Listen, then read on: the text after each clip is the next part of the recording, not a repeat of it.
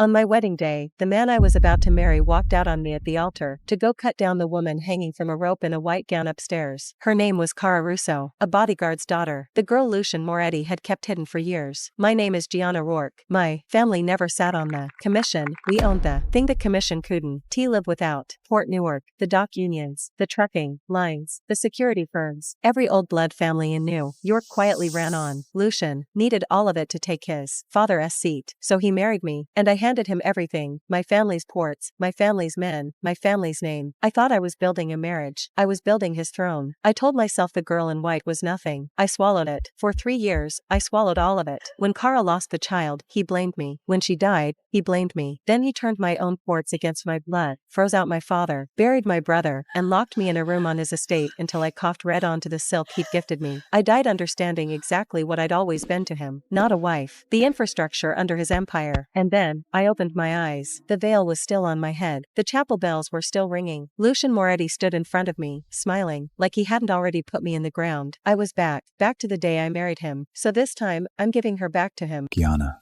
Lucian held out his hand. It's time. Lucian Moretti came to take me to the altar, and he was smiling the way he used to, the smile I once mistook for love. Behind him, 200 guests, 5 families, every old name in New York, here to watch the Rourke girl marry the Moretti heir. They all thought they knew me: the quiet bride, the good daughter who'd trade her family's ports for a seat beside a future boss, the girl who'd smile through anything. Last time I took his hand. His fingers were warm. 3 years from now, those same fingers would sign the order that buried my brother. You're shaking, he said softly. Don't be nervous. I wasn't nervous. I was counting. Any minute now, a girl in a white dress was going to put a rope around her neck on the 3rd floor of this estate, and Lucian was going to drop my hand and run to her. Last time it broke me. This time, I knew the script better than the people performing it, so I let him walk me toward the altar. I let the priest open his book. I let Lucian look at me like I was the most important thing in his world. Heaven had given me one more turn at this table. This time, I was going to make him bleed for every drop he took from me. The priest drew breath to begin, and then the doors flew open. Mr. Moretti! A man, white-faced, breathless. It's Cara Russo. She's upstairs. God, somebody cut her down. The whole chapel turned to stone. Lucian's hand went cold in mine. I watched it happen on his face, the war lasting all of half a second between the woman he was marrying and the woman he loved. Half a second. That was what 3 years of my life had been worth. I have to. It's a life. I'll be right back. We'll finish after. Our families are already joined. A few minutes won't change anything. Last time, I'd nodded, sat in that chapel like a doll while my husband ran to save his mistress, and let 200 people watch the Rourke girl get left at her own wedding. Not this time. Of course, I said, and rose. I'll come with you. That stopped him. What?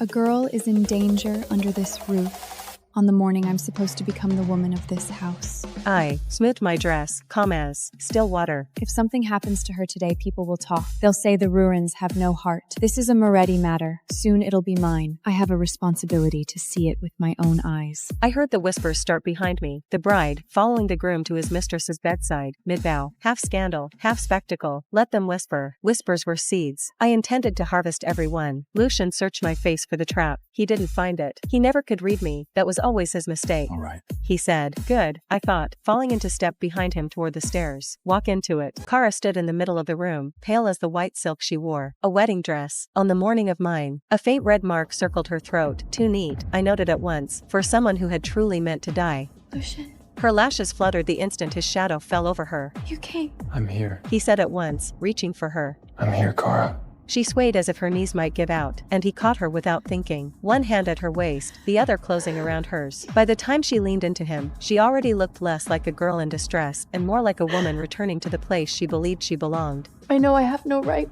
Her voice broke on cue. I know a girl like me could never be your wife.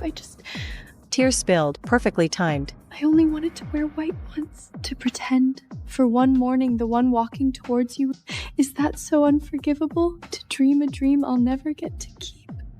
Lucian held her like a man trying to keep something precious from breaking apart in his hands. He had forgotten the 200 guests downstairs. He had forgotten the priest waiting in the chapel. He had forgotten me, standing only a few feet away in my own wedding dress. Once, this scene would have torn my heart out. I would have cried for them, for him. For the love I thought I was trespassing on. Now I only watched her work. She was good, I would give her that. Every tremble, every tear, every hitch in her voice aimed with perfect precision. Not at Lucian, at me. Go on, I thought. Finish it. You're almost at the part where you ruin yourself. Kara gave a small, shuddering breath and buried her face against Lucian's chest, as if the whole world had narrowed down to the shelter of his arms. Then she looked up at him, eyes bright with tears, and delivered the line she had been building toward all along. Lucy, She whispered. and I'm pregnant. The word landed like a gunshot. 2 months. I didn't want our child born with no name.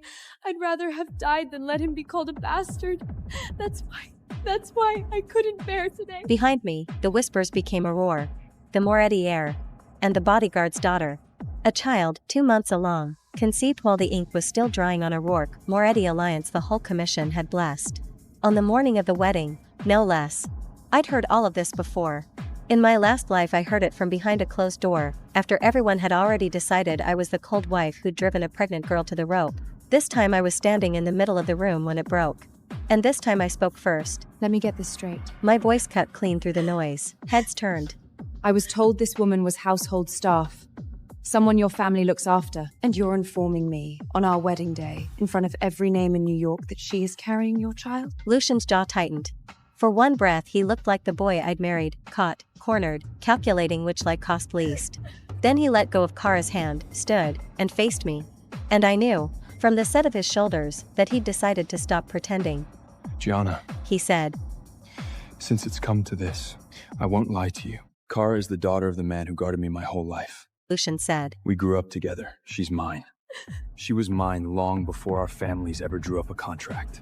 So there it was, out loud, in front of 200 witnesses. In my last life, this was the sentence I built a marriage on top of anyway, telling myself it was old history. This time I let it sit in the open where everyone could smell it. Kara, feeling the room turn, scrambled to soften it. It wasn't his fault. She sobbed. That night he'd been drinking. He was thinking of you, Miss Ruth. He mistook me for you. That's how the baby came to be. I laughed. I couldn't help it. It came out sharp and bright and turned every head in the room. Mistook you for me? I said. We met 3 times before today. 3. Each time with our fathers in the room and our lawyers in the hall. Lucian has never once been alone with me long enough to mistake me for a coat rack, let alone a lover. I looked at her, almost gently. You shared his bed for years. Don't crawl into my name to cover what you did in his. Kara's face went white. Lucian's went dark. Careful, Gianna. His voice dropped, low, cold, ugly. Without your father's ports, without the unions in his pocket, do you really think you'd be standing in this room at all?